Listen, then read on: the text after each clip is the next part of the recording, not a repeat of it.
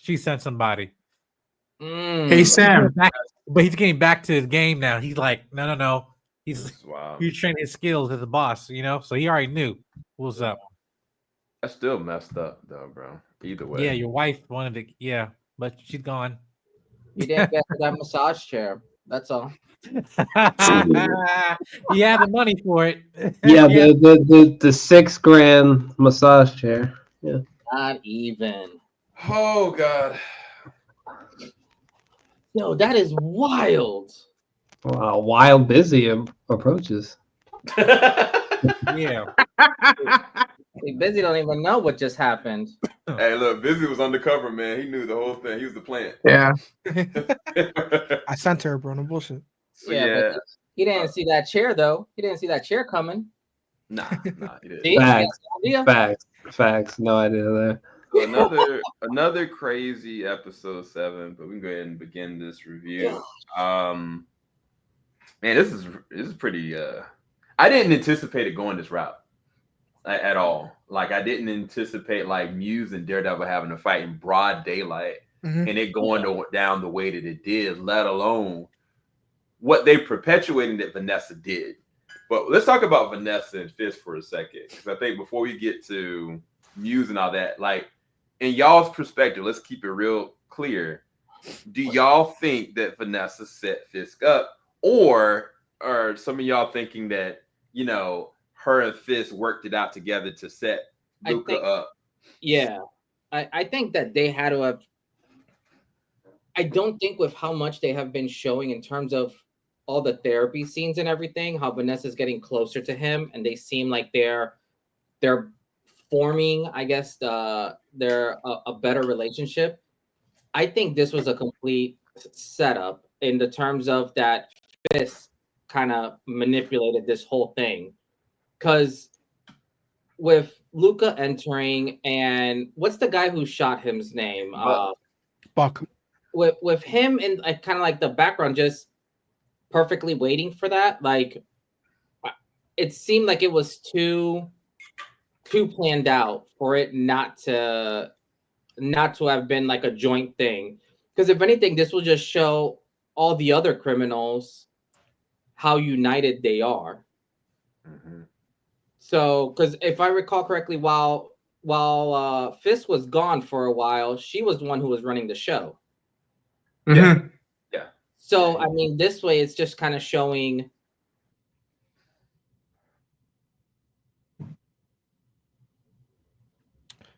Wait. Yeah. I So What the? Yeah, I think Fisk got him. I was like, damn, he's going deep into far, bro. I don't know what just happened. dramatic pause. Hey, what happened? You okay?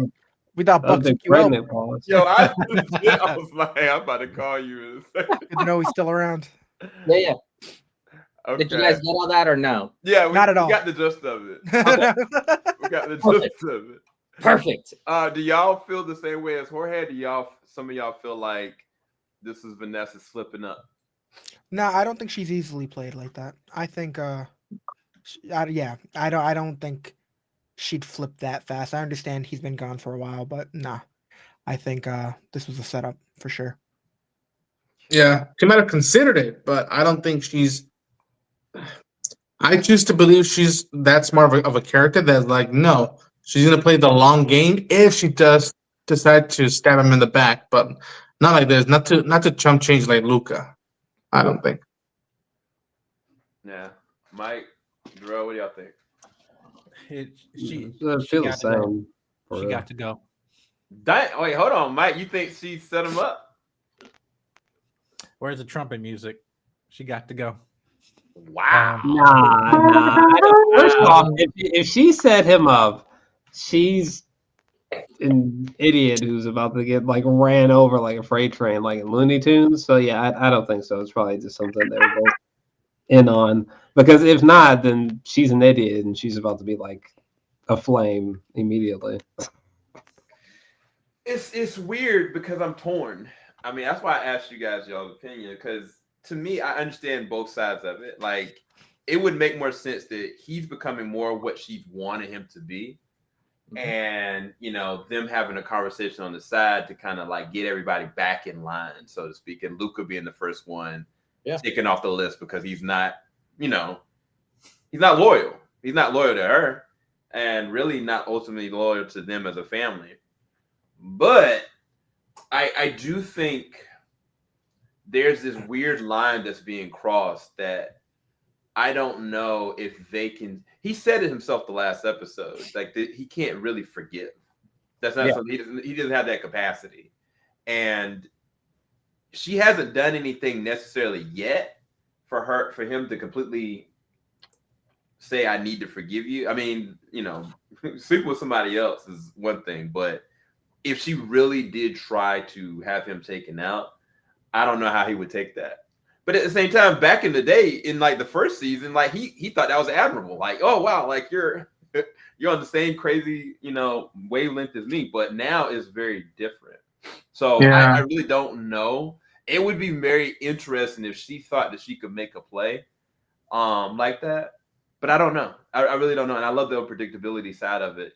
If she did, she's really stupid. I agree with Jerome. But and she said she's not the same woman she was when he left and went away. So it's just like she even went like direct and be like, I'm not the same girl. Like, no, like it's a whole different era. Right. And she's been doing a lot of jabs at him as well. Like I think that even if she did do a play, it was almost like I know you would have caught that kind of thing. Like she's not that stupid, no matter what way you look at it. But I do think that there's going to be an impasse in their relationship, one way or another, by the end of the season. I just don't know what that actually means.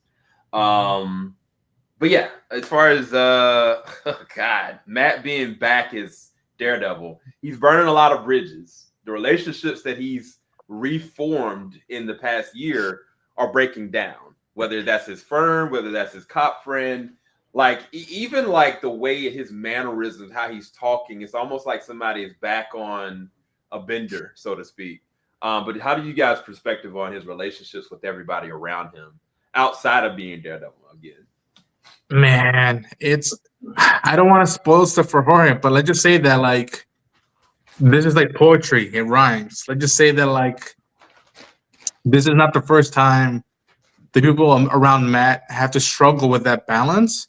And how much he's trying to keep that side of himself to give them anonymity, to keep them out off any trouble that he might get. Because at this point, he knows if he starts slipping up that like it's gonna affect everyone, and that's why he hasn't told anybody.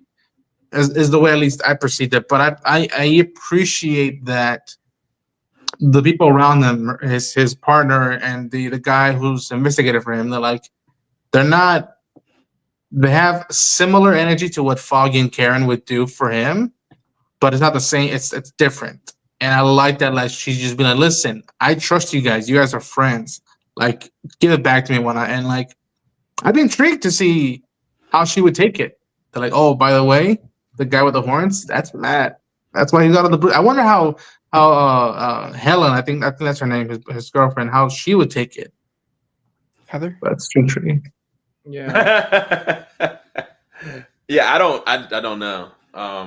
What are you guys' thoughts? I mean, he's definitely. It seems like this is his more natural state, but you have to understand, like when someone is that violent, like it's that whole parable. Like I'd much rather be, like a warrior in a garden than a gardener in a war. Like he's been holding this warrior this whole time, and now it's like it's go time. So you can't expect him to flip that switch so seamlessly. Like he's gonna have that on edgeness, I think, a little bit more.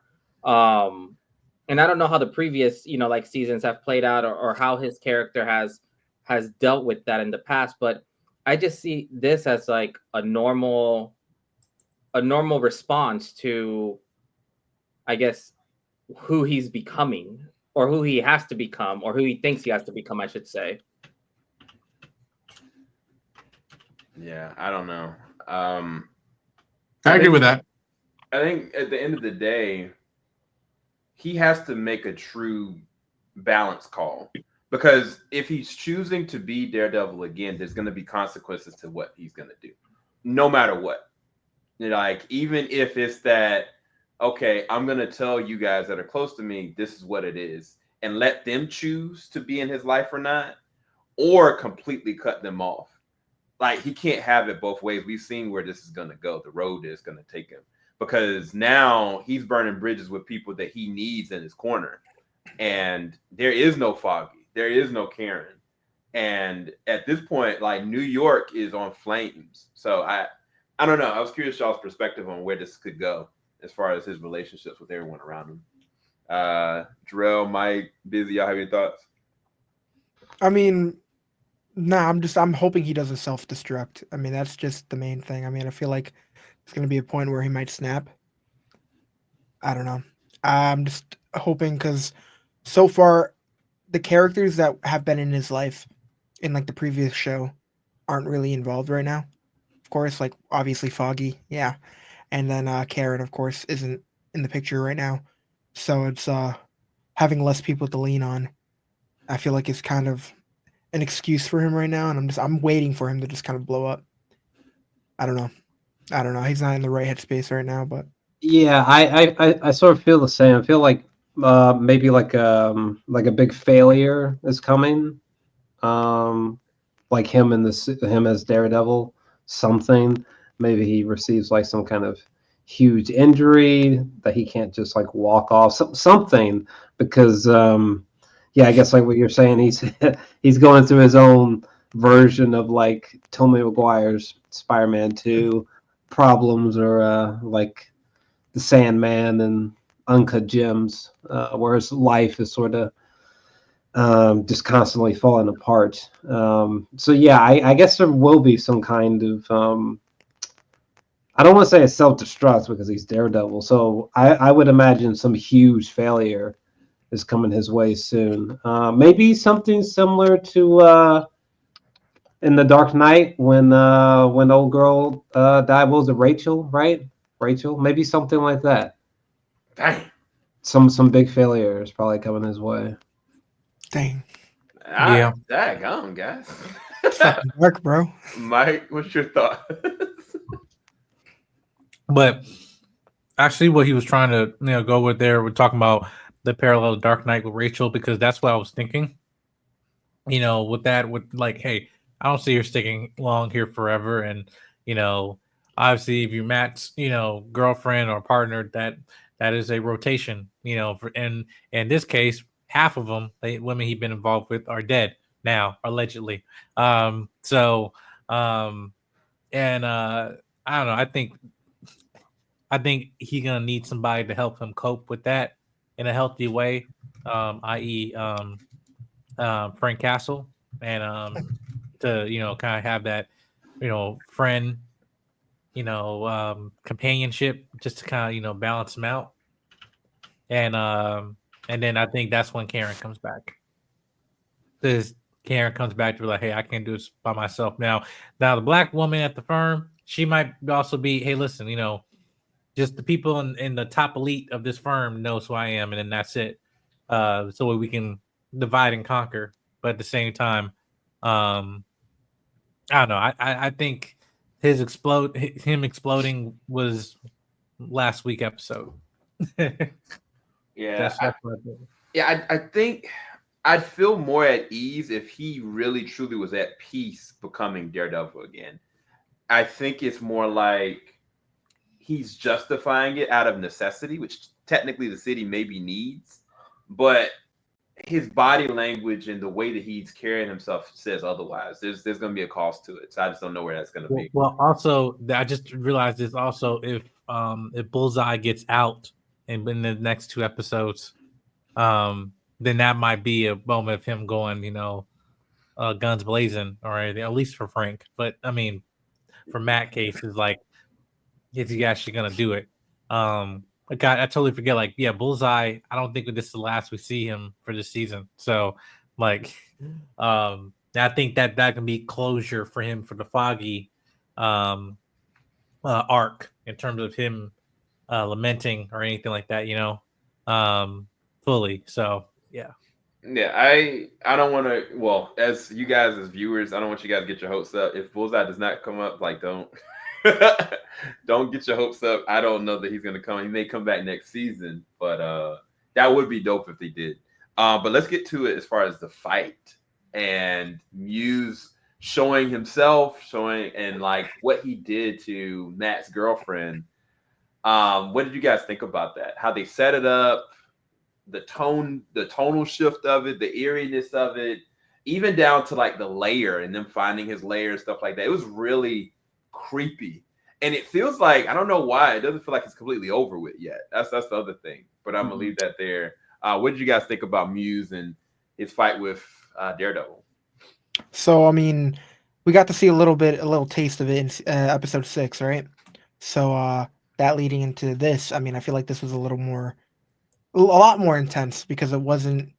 He had Heather in the picture, you know, so it was I don't know if it felt a little more personal or what, but everything about it was just creeping me out. Especially like even though there was more light and you think that you'd be a little more comfortable in that situation, the lighting kind of like freaked me out a little bit, if that makes any sense. Like to see him launch the grappling hook through the dude's chest and then kind of like pull him back, and just the different moments like that, like it was brutal. They really are like they are not holding back, and I really like the whole idea where people were like, oh well, now that it's on Disney Plus, maybe they're gonna water it down a little bit. Like no, not even a little bit, and they're going nuts, and it's this is probably one of my next to the the going back and forth between Fisk and the Fisk fight and then the Daredevil fight from the last episode. I think that this is again one of my top fights of the season for sure. They've been cooking. Yeah, especially in broad daylight. It's crazy. Yeah, that fight between Daredevil and Muse was easily the best scene of the episode for me. The broad daylight fight was a bold aesthetic choice, but I thought it paid off. Yeah, it was. I don't know. It's a weird double-edged sword. I mean, it was the best part of the episode, but it was the best part of the episode for me. Yeah. What about you, Mike or Ronin?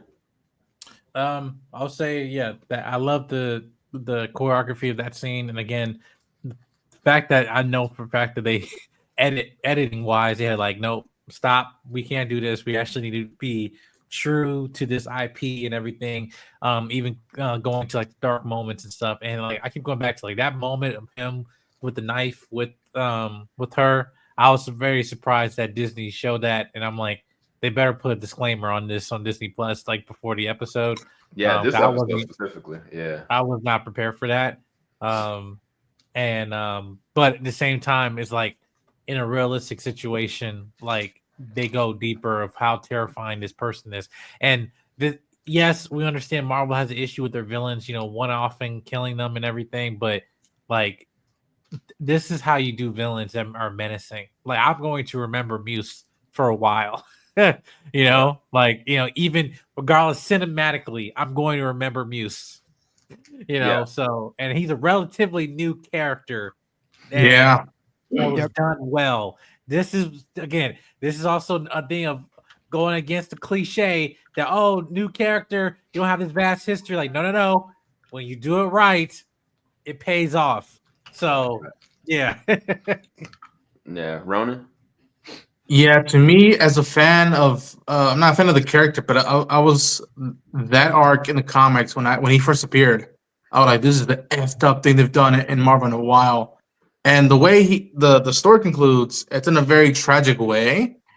And I was like, well, they can't do that because of stuff from Netflix that's already been occurring. I'm like, all right, they'll change and whatnot. But we brought up the whole lighting and how it's in daylight. I like that it changed almost the perspective for new audiences like Jorge, who are like, oh, you thought it was just at night?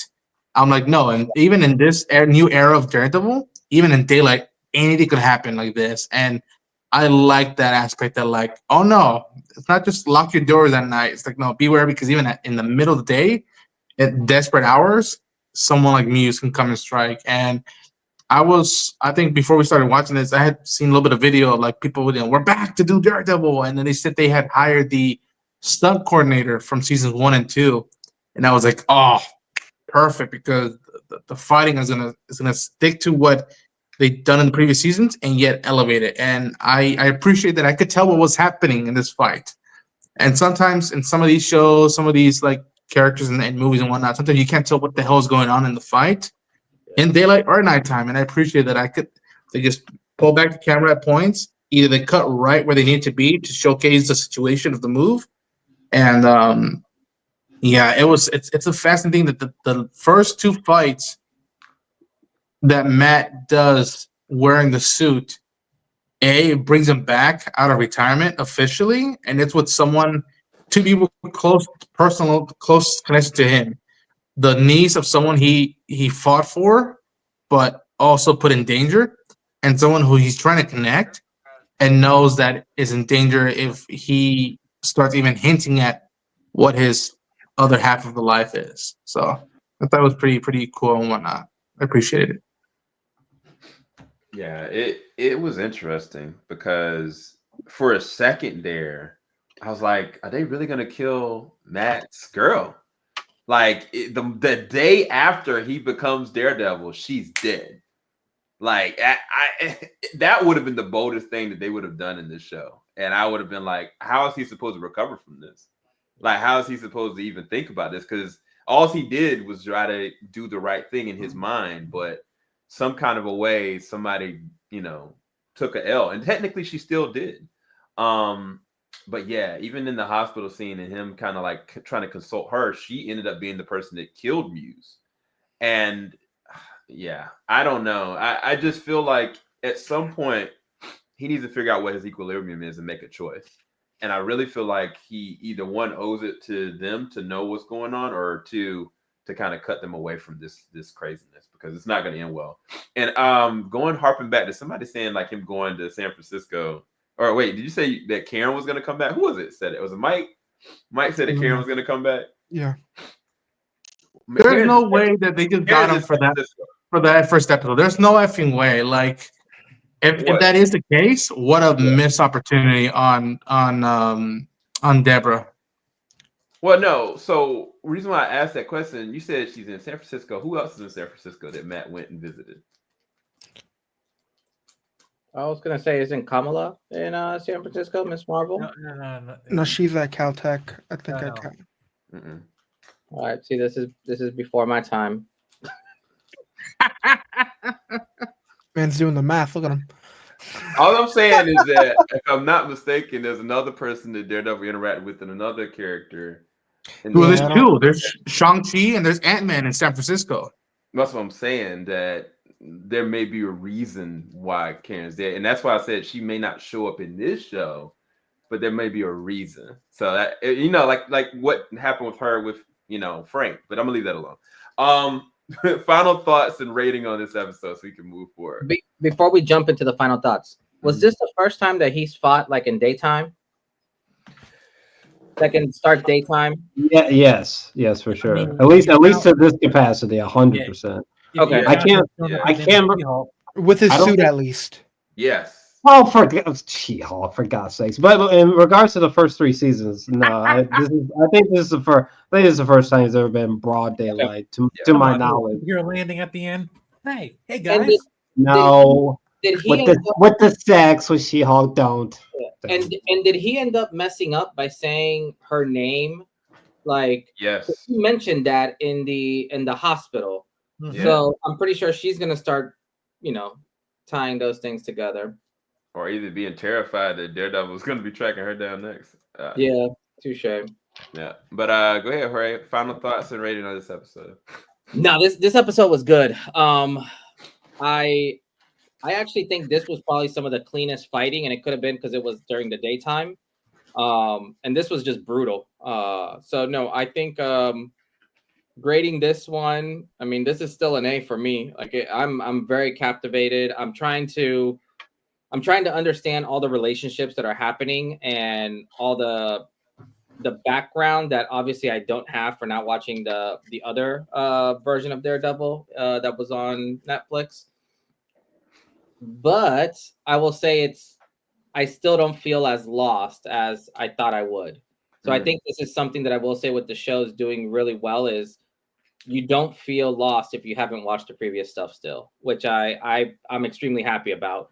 But no, I'm really excited to see when Fisk kind of will truly turn and when we'll see like, you know, the white suit come out basically. Busy. What's your final thoughts and rating?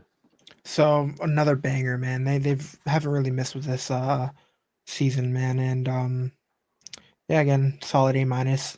I don't know. I don't know what else to say. I mean, they're constantly killing me, constantly getting me thinking of what certain characters are gonna do next. Not only does Kingpin usually feel like he's on edge or about to blow at any moment, now it feels like Matt is at that point. So it's I don't know. It's killing me, man. But I'm super excited for more. Yes, sir. Mike, final thoughts and rating.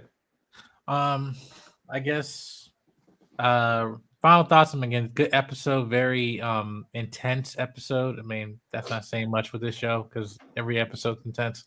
But yeah, the villain Muse, you know, that was very terrifying. To watch but I'm glad that, you know, Marvel didn't let us experience that emotionally, watching that scene and everything. But yeah, I'll give this an A. I'm not giving the episode, I think, beneath a minus or so.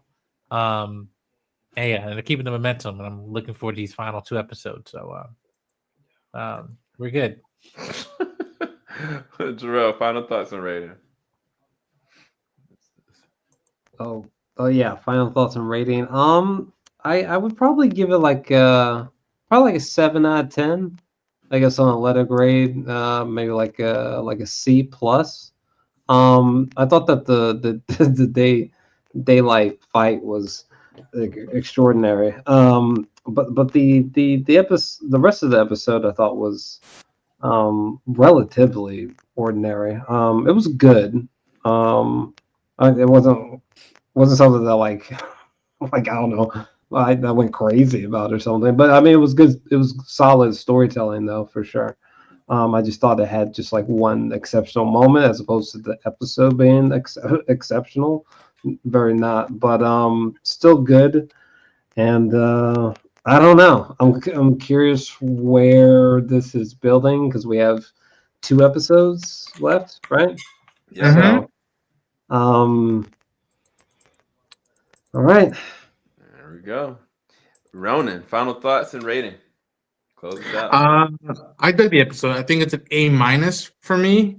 The fight was consistent from what I hoped and expected out of Daredevil Born Again. Also, Donald Blake, I believe, Michael Gandolfini. Daniel Blake. There we go. Donald Blake. Threatening his friend and going full on drinking the Fisk Kool-Aid and be like, hey man, either work together or your life is gonna suck. And yeah, I hope Miss York is okay, no harm comes to her.